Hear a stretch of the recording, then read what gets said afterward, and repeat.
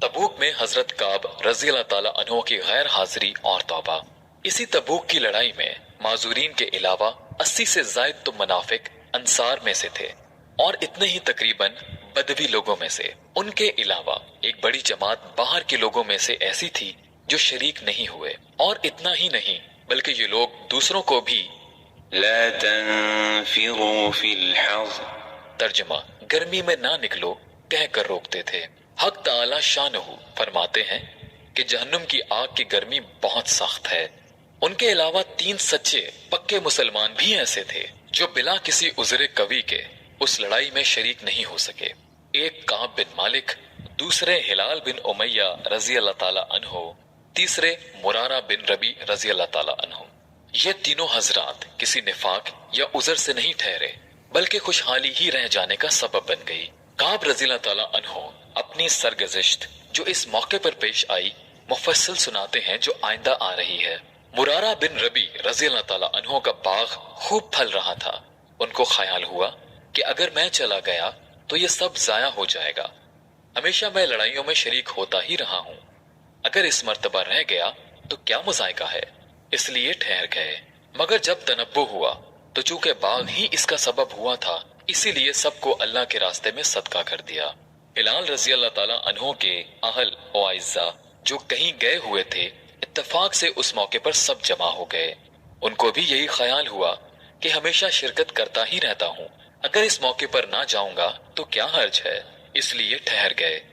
मगर तनब्बो होने पर सबसे ताल्लुकात मुनक़ता कर लेने का इरादा किया कि ये ताल्लुकात ही इस लड़ाई में शिरकत ना कर सकने का सबब हुए। हजरत काब रज़ी अल्लाह ताला अन्हो का किस्सा अहादीस में कसरत से आता है। वो अपनी सरगुज़िश्त बड़ी तफसील से सुनाया करते थे। वो फरमाते हैं कि मैं तबूक से पहले किसी लड़ाई में भी इतना कवि और मालदार नहीं था जितना कि तबूक के वक्त था। इस वक्त मेरे पास खुद अपनी जाती 2 ऊंटनियां थी। उससे पहले कभी भी 2 ऊंटनियां मेरे पास होने की नौबत नहीं आई। हुज़ूर अकरम सल्लल्लाहु अलैहि वसल्लम की हमेशा आदत शरीफा यही थी कि जिस तरफ लड़ाई का इरादा होता था उसका इजहार नहीं होता था, बल्कि दूसरी जानिबों के अहवाल दरियाफ्त फरमाते थे। मगर इस लड़ाई में चूंकि गर्मी भी शदीद थी और सफर भी दूर का था, उनके अलावा दुश्मनों की भी बहुत बड़ी जमात थी, इसलिए साफ ऐलान फरमा दिया था ताकि लोग तैयारी कर लें। चुनाचे मुसलमानों की इतनी बड़ी जमात हुजूर सल्लल्लाहु अलैहि वसल्लम के साथ हो गई कि रजिस्टर में उनका नाम लिखना भी दुश्वार था, और मजमे की कसरत की वजह से कोई शख्स अगर छुपना चाहता कि मैं ना जाऊं, ना पता चले, तो दुश्वार ना था। इसके साथ ही फल बिल्कुल पक रहे थे। मैं भी सामान्य सफर की तैयारी का सुबह ही से इरादा करता, मगर शाम हो जाती और किसी किस्म की तैयारी की नौबत ना आती। लेकिन मैं अपने दिल में ख्याल करता रहा कि मुझे वसत हासिल है, जब इरादा पुख्ता करूंगा फौरन हो जाएगा। हत्ता कि हुजूर अक़दस सल्लल्लाहु अलैहि वसल्लम रवाना भी हो गए और मुसलमान आपके साथ साथ, मगर मेरा सामान्य सफर तैयार ना हुआ। फिर भी यही ख्याल रहा कि 1-2 रोज में तैयार करके जा मिलूंगा। इसी तरह आज कल पर टालता रहा, हत्ता कि हुजूर सल्लल्लाहु अलैहि वसल्लम के वहां पहुंचने का जमाना तकरीबन आ गया। उस वक्त मैंने कोशिश भी की, मगर सामान ना हो सका। अब मैं जब मदीना तैयबा में इधर उधर देखता हूँ तो सिर्फ वही लोग मिलते हैं जिनके ऊपर निफाक का बदनुमा दाग लगा हुआ था या वो माजूर थे। और हुजूर सल्लल्लाहु अलैहि वसल्लम ने भी तबूक पहुंचकर दरियाफ्त फरमाया कि काब नजर नहीं पड़ते। क्या बात हुई? एक साहब ने कहा, या रसूल अल्लाह, उसको अपने मालो जमाल की अकड़ ने रोका। हजरत मुआज रजी अल्लाह ताला अन्हो ने फरमाया कि गलत कहा, हम जहां तक समझते हैं वो भला आदमी है। मगर हुजूर अक़दस सल्लल्लाहु अलैहि वसल्लम ने बिल्कुल सुकूत फरमाया और कुछ नहीं बोले। हत्ता कि चंद रोज में मैंने वापसी की खबर सुनी तो मुझे रंजो गम सवार हुआ और बड़ा फिक्र हुआ। दिल में झूठे झूठे उज़्र आते थे कि इस वक्त किसी फर्जी उज़्र से हुजूर सल्लल्लाहु अलैहि वसल्लम के गुस्से से जान बचा लूं, फिर किसी वक्त मुआफी की दरखास्त कर लूंगा। अपने घराने के हर समझदार से मशवरा करता रहा, मगर जब मुझे मालूम हो गया कि हुजूर सल्लल्लाहु अलैहि वसल्लम तशरीफ ले ही आए, तो मेरे दिल ने फैसला किया कि बगैर सच की कोई चीज निजात ना देगी, और मैंने सच सच अर्ज करने की ठान ही ली। حضور صلی اللہ علیہ وآلہ وسلم کی عادت شریفہ یہ تھی کہ جب سفر سے واپس تشریف لاتے تو اول مسجد میں تشریف لے جاتے اور 2 رکعت تحیۃ المسجد پڑھتے اور وہاں تھوڑی دیر تشریف رکھتے کہ لوگوں سے ملاقات فرمائیں۔ چنانچہ حسب معمول حضور اکرم صلی اللہ علیہ وآلہ وسلم تشریف فرما تھے اور منافق لوگ آ کر جھوٹے جھوٹے عذر کرتے اور قسمیں کھاتے رہے۔ حضور اکرم صلی اللہ علیہ وآلہ وسلم ان کے ظاہر حال کو قبول فرماتے رہے اور باطن کو اللہ کے سپرد فرماتے رہے کہ اتنے میں بھی حاضر ہوا اور سلام کیا۔ حضور صلی اللہ علیہ وآلہ وسلم نے ناراضگی کے انداز میں تبسم فرمایا اور اعراض فرمایا۔ میں نے عرض کیا، یا نبی اللہ، آپ نے اعراض فرمایا، میں خدا کی قسم نہ تو منافق ہوں نہ مجھے ایمان میں کچھ تردد ہے۔ ارشاد فرمایا کہ یہاں آ۔ میں قریب ہو کر بیٹھ گیا۔ حضور صلی اللہ علیہ وآلہ وسلم نے فرمایا، تجھے کس چیز نے روکا؟ کیا تو نے اونٹنیاں نہیں خرید رکھی تھی؟ میں نے عرض کیا، یا رسول اللہ، اگر میں کسی دنیا دار کے پاس اس وقت ہوتا تو مجھے یقین ہے کہ میں اس کے غصے سے معقول عذر کے ساتھ خلاصی پا لیتا کہ مجھے بات کرنے کا سلیقہ اللہ تعالیٰ نے عطا فرمایا ہے، لیکن آپ کے متعلق مجھے معلوم ہے کہ اگر آج جھوٹ سے آپ کو راضی کر لوں تو قریب ہے کہ اللہ جل جلالہ مجھ سے ناراض ہوں گے، اور آپ سے صاف صاف عرض کر دوں تو آپ کو غصہ آئے گا، لیکن قریب ہے کہ اللہ کی پاک ذات آپ کے عتاب کو زائل فرما دے گی۔ اس لیے سچ ہی عرض کرتا ہوں کہ واللہ مجھے کوئی عذر نہیں تھا، اور جیسا فارغ اور وسعت والا میں اس زمانے میں تھا کسی زمانے میں بھی اس سے پہلے نہیں ہوا۔ حضور صلی اللہ علیہ وآلہ وسلم نے ارشاد فرمایا کہ اس نے سچ کہا۔ پھر فرمایا کہ اچھا اٹھ جاؤ، تمہارا فیصلہ حق تعالی شانہ فرمائیں گے۔ میں وہاں سے اٹھا تو میری قوم کے بہت سے لوگوں نے مجھے ملامت کی کہ تو نے اس سے پہلے کوئی گناہ نہیں کیا تھا، اگر تو کوئی عذر کر کے حضور صلی اللہ علیہ وآلہ وسلم سے استغفار کی درخواست کرتا تو حضور اکرم صلی اللہ علیہ وآلہ وسلم کا استغفار تیرے لیے کافی تھا۔ میں نے ان سے پوچھا کہ کوئی اور بھی ایسا شخص ہے جس کے ساتھ یہ معاملہ ہوا ہو؟ لوگوں نے بتلایا کہ 2 شخصوں کے ساتھ اور بھی یہی معاملہ ہوا کہ انہوں نے بھی یہی گفتگو کی جو تو نے کی، اور یہی جواب ان کو ملا جو تجھ کو ملا۔ ایک ہلال بن امیہ رضی اللہ تعالی عنہ، دوسرے مرارہ بن ربی رضی اللہ تعالی عنہ۔ میں نے دیکھا کہ 2 صالح شخص جو دونوں بدری ہیں وہ بھی میرے شریک حال ہیں۔ حضور اقدس صلی اللہ علیہ وآلہ وسلم نے ہم تینوں سے بولنے کی ممانعت بھی فرما دی کہ کوئی شخص ہم سے کلام نہ کرے۔ یہ قاعدے کی بات ہے کہ غصہ اسی پر آتا ہے جس سے تعلق ہوتا ہے، اور تنبیہ اسی کو کی جاتی ہے جس میں اس کی اہلیت بھی ہو۔ جس میں اصلاح و صلاح کی قابلیت ہی نہ ہو اس کو تنبیہ ہی کون کرتا ہے؟ کعب رضی اللہ تعالی عنہ کہتے ہیں کہ حضور صلی اللہ علیہ وآلہ وسلم کی ممانعت پر لوگوں نے ہم سے بولنا چھوڑ دیا اور ہم سے اجتناب کرنے لگے، اور گویا دنیا ہی بدل گئی، حتیٰ کہ زمین باوجود اپنی وسعت کے مجھے تنگ معلوم ہونے لگی، سارے لوگ اجنبی معلوم ہونے لگے، در و دیوار اوپرے بن گئے۔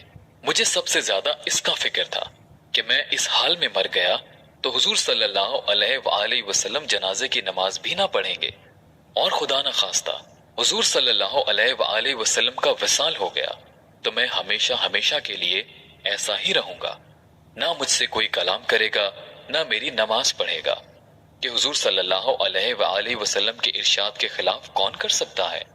غرض ہم لوگوں نے 50 دن اسی حال میں گزارے۔ میرے دونوں ساتھی تو شروع ہی سے گھروں میں چھپ کر بیٹھ گئے تھے، میں سب میں قوی تھا، چلتا پھرتا، بازار میں جاتا، نماز میں شریک ہوتا، مگر مجھ سے بات کوئی نہ کرتا۔ حضور اکرم صلی اللہ علیہ وآلہ وسلم کی مجلس میں حاضر ہو کر سلام کرتا اور بہت غور سے خیال کرتا کہ حضور صلی اللہ علیہ وآلہ وسلم کے لب مبارک جواب کے لیے ہلے یا نہیں۔ نماز کے بعد حضور صلی اللہ علیہ وآلہ وسلم کے قریب ہی کھڑے ہو کر نماز پوری کرتا اور آنکھ چرا کر دیکھتا کہ حضور صلی اللہ علیہ وآلہ وسلم مجھے دیکھتے بھی ہیں یا نہیں۔ جب میں نماز میں مشغول ہوتا تو حضور صلی اللہ علیہ وآلہ وسلم مجھے دیکھتے، اور جب میں ادھر متوجہ ہوتا تو حضور صلی اللہ علیہ وآلہ وسلم منہ پھیر لیتے اور میری جانب سے اعراض فرماتے۔ غرض یہی حالات گزرتے رہے اور مسلمانوں کا بات چیت بند کرنا مجھ پر بہت ہی بھاری ہو گیا، تو میں ابو قتادہ کی دیوار پر چڑھا۔ وہ میرے رشتے کے چچا زاد بھائی بھی تھے اور مجھ سے تعلقات بھی بہت زیادہ تھے۔ میں نے اوپر چڑھ کر سلام کیا، انہوں نے سلام کا جواب نہ دیا۔ میں نے ان کو قسم دے کر پوچھا کہ کیا تمہیں معلوم نہیں کہ مجھے اللہ اور اس کے رسول سے محبت ہے؟ انہوں نے اس کا بھی جواب نہ دیا۔ میں نے دوبارہ قسم دی اور دریافت کیا، وہ پھر بھی چپ ہی رہے۔ میں نے تیسری مرتبہ پھر قسم دے کر پوچھا، انہوں نے کہا اللہ جانے اور اس کا رسول۔ یہ کلمہ سن کر میری آنکھوں سے آنسو نکل پڑے اور وہاں سے لوٹ آیا۔ اسی دوران میں ایک مرتبہ مدینے کے بازار میں جا رہا تھا کہ ایک قبطی کو جو نصرانی تھا وہ شام سے مدینہ منورہ اپنا غلہ فروخت کرنے آیا تھا۔ یہ کہتے ہوئے سنا کہ کوئی کعب بن مالک کا پتہ بتا دو۔ لوگوں نے اس کو میری طرف اشارہ کر کے بتایا۔ وہ میرے پاس آیا اور غسان کے کافر بادشاہ کا خط مجھے لا کر دیا۔ اس میں لکھا ہوا تھا، ہمیں معلوم ہوا ہے کہ تمہارے آقا نے تم پر ظلم کر رکھا ہے، تمہیں اللہ ذلت کی جگہ نہ رکھے اور نہ ضائع کرے، تم ہمارے پاس آ جاؤ، ہم تمہاری مدد کریں گے۔ دنیا کا قاعدہ ہوتا ہے کہ کسی بڑے کی طرف سے اگر چھوٹوں کو تنبیہ ہوتی ہے تو ان کو بہکانے والے اور زیادہ کھونے کی کوشش کیا کرتے ہیں اور خیر خواہ بن کر اس قسم کے الفاظ سے اشتعال دلایا ہی کرتے ہیں۔ کعب رضی اللہ تعالیٰ عنہ کہتے ہیں کہ میں نے یہ خط پڑھ کر انا للہ پڑھی کہ میری حالت یہاں تک پہنچ گئی کہ کافر بھی مجھ میں طمع کرنے لگے اور مجھے اسلام تک سے ہٹانے کی تدبیریں ہونے لگیں۔ یہ ایک اور مصیبت آئی اور اس خط کو لے جا کر میں نے ایک تنور میں پھونک دیا اور حضور صلی اللہ علیہ وآلہ وسلم سے جا کر عرض کیا کہ یا رسول اللہ، آپ کے اعراض کی وجہ سے میری یہ حالت ہو گئی ہے کہ کافر مجھ سے طمع کرنے لگے۔ اسی حالت میں 40 روز ہم پر گزرے تھے کہ حضور صلی اللہ علیہ وآلہ وسلم کا قاصد میرے پاس حضور کا یہ ارشاد لے کر آیا کہ اپنی بیوی کو بھی چھوڑ دو۔ میں نے دریافت کیا کہ کیا منشا ہے، اس کو طلاق دے دوں؟ کہا نہیں، بلکہ علیحدگی اختیار کر لو۔ اور میرے دونوں ساتھیوں کے پاس بھی انہی قاصد کی معرفت یہی حکم پہنچایا۔ میں نے اپنی بیوی سے کہہ دیا کہ تو اپنے میکے چلی جا، جب تک اللہ تعالیٰ اس امر کا فیصلہ فرمائے وہی رہنا۔ ہلال بن امیہ رضی اللہ تعالیٰ عنہ کی بیوی حضور صلی اللہ علیہ وآلہ وسلم کی خدمت میں حاضر ہوئے اور عرض کیا کہ ہلال بالکل بوڑھے شخص ہیں، کوئی خبر گیری کرنے والا نہ ہوگا تو ہلاک ہو جائیں گے۔ اگر آپ اجازت دیں اور آپ کو گرانی نہ ہو تو میں کچھ کام کاج ان کا کر دیا کروں۔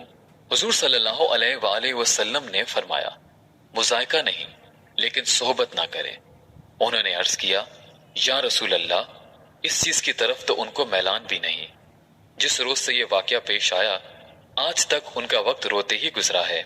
کعب رضی اللہ تعالیٰ عنہ کہتے ہیں مجھ سے بھی کہا گیا کہ حلال کی طرح تو بھی اگر بیوی کی خدمت کی اجازت لے لے تو شاید مل جائے۔ میں نے کہا وہ بوڑھے ہیں، میں جوان ہوں، نامعلوم مجھے کیا جواب ملے، اس لیے میں جرت نہیں کرتا۔ غرض اس حال میں 10 روز اور گزرے کہ ہم سے بات چیت میل جول چھٹے ہوئے پورے 50 دن ہو گئے۔ 50ویں دن کی صبح کی نماز اپنے گھر کی چھت پر پڑھ کر میں نہایت غمگین بیٹھا ہوا تھا۔ زمین مجھ پر بالکل تنگ تھی اور زندگی دو بھر ہو رہی تھی کہ سلائے پہاڑ کی چوٹی پر ایک زور سے چلانے والے نے آواز دی کہ کعب، خوشخبری ہو تم کو۔ میں اتنا ہی سن کر سجدے میں گر گیا اور خوشی کے مارے رونے لگا اور سمجھا کہ تنگی دور ہو گئی۔ حضور اقدس صلی اللہ علیہ وآلہ وسلم نے صبح کی نماز کے بعد ہماری معافی کا اعلان فرمایا، جس پر ایک شخص نے تو پہاڑ پر چڑھ کر زور سے آواز دی کہ وہ سب سے پہلے پہنچ گئی۔ اس کے بعد ایک صاحب گھوڑے پر سوار ہو کر بھاگے ہوئے آئے۔ میں جو کپڑے پہن رہا تھا وہ نکال کر بشارت دینے والے کی نظر کر دیے۔ خدا کی قسم ان 2 کپڑوں کے سوا اور کوئی کپڑا اس وقت میری ملک میں نہ تھا۔ اس کے بعد میں نے 2 کپڑے مانگے ہوئے پہنے اور حضور اکرم صلی اللہ علیہ وآلہ وسلم کی خدمت میں حاضر ہوا۔ اس طرح میرے دونوں ساتھیوں کے پاس بھی خوشخبری لے کر لوگ گئے۔ میں جب مسجد نبوی میں حاضر ہوا تو وہ لوگ جو خدمت اقدس میں حاضر تھے مجھے مبارکباد دینے کے لیے دوڑے اور سب سے پہلے ابو طلحہ رضی اللہ تعالیٰ عنہ نے پڑھ کر مبارکباد دی اور مصافحہ کیا جو ہمیشہ ہی یاد رہے گا۔ میں نے حضور صلی اللہ علیہ وآلہ وسلم کی بارگاہ میں جا کر سلام کیا تو چہرہ انور کھل رہا تھا۔ اور انوار خوشی کے چہرے سے ظاہر ہو رہے تھے۔ حضور اقدس صلی اللہ علیہ وآلہ وسلم کا چہرہ مبارک خوشی کے وقت میں چاند کی طرح سے چمکنے لگتا تھا۔ میں نے عرض کیا کہ یا رسول اللہ، میری توبہ کی تکمیل یہ ہے کہ میری جائیداد جو ہے وہ سب اللہ کے راستے میں صدقہ ہے کہ یہ ثروت ہی اس مصیبت کا سبب بنی تھی۔ حضور صلی اللہ علیہ وآلہ وسلم نے فرمایا کہ اس میں تنگی ہوگی، کچھ حصہ اپنے پاس بھی رہنے دو۔ میں نے عرض کیا کہ بہتر ہے خیبر کا حصہ رہنے دیا جائے، مجھے سچ ہی نے نجات دی، اس لیے میں نے عہد کر لیا کہ ہمیشہ ہی سچ بولوں گا۔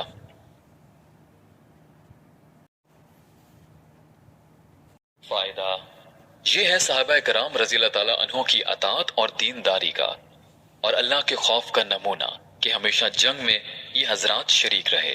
ایک مرتبہ کی غیر حاضری پر کیا کیا عتاب ہوا اور اس کو کس فرما برداری سے برداشت کیا کہ 50 دن رو رو کر گزار دیے، اور مال جس کی وجہ سے یہ واقعہ پیش آیا تھا وہ بھی صدقہ کر دیا، اور کافروں نے طمع دلائی تو بجائے مشتعل ہونے کے اور زیادہ پشیمان ہوئے، اور اس کو بھی اللہ کا عتاب اور حضور صلی اللہ علیہ وآلہ وسلم کے اعراض کی وجہ سے سمجھا کہ میرے دین کا ذوف اس درجے تک پہنچ گیا کہ کافروں کو اس کی طمع ہونے لگی، وہ مجھے بے دین بنا دیں۔ ہم لوگ بھی مسلمان ہیں، اللہ اور اس کے پاک رسول صلی اللہ علیہ وآلہ وسلم کے ارشادات بھی سامنے ہیں۔ بڑے سے بڑا حکم نماز ہی کا لے لو کہ ایمان کے بعد اس کے برابر کوئی چیز بھی نہیں ہے، کتنے ہیں جو ہم اس کی تکمیل کرتے ہیں، اور جو کرتے ہیں وہ بھی کیسی کرتے ہیں۔ اس کے بعد زکوٰۃ اور حج کا تو پوچھنا ہی کیا، اس میں تو مال بھی خرچ ہوتا ہے۔